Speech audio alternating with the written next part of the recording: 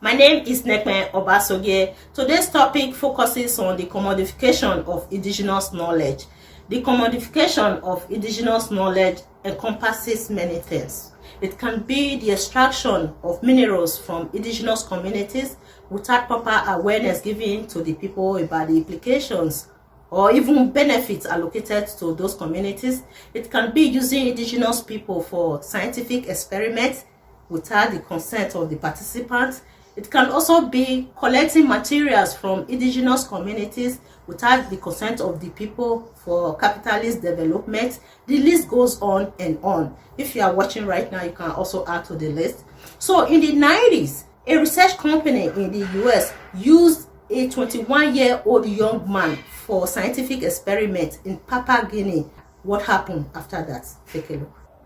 The story of the Hagaha people in Papua New Guinea exemplified how the United States of America patterned the blood cells of one of Earth's most vulnerable citizens.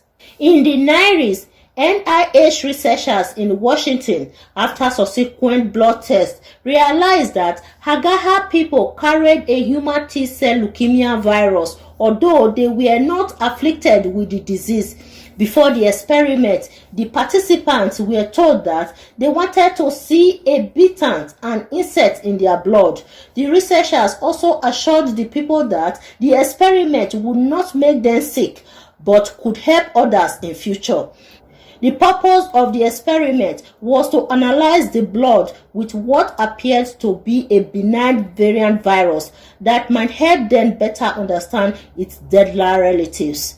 After using a sample from an unidentified 21-year-old Hagaha male, they were able to establish a cell line, a culture of virus infecting the white blood cells. And in 1991, the researchers quietly applied for a patent without the consent of the participants.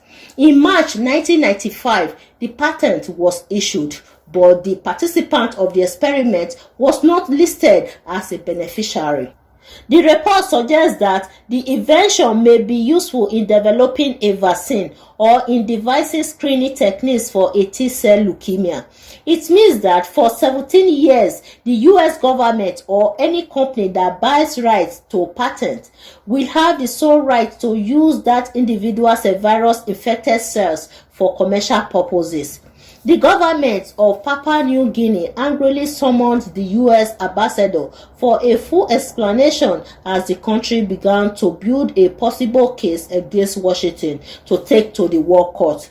Even the American anthropologist Carol Jenkins, who helped to obtain the patent, believes the growing resistance from the Papua New Guinea's government may do some good to the issue of biological patents.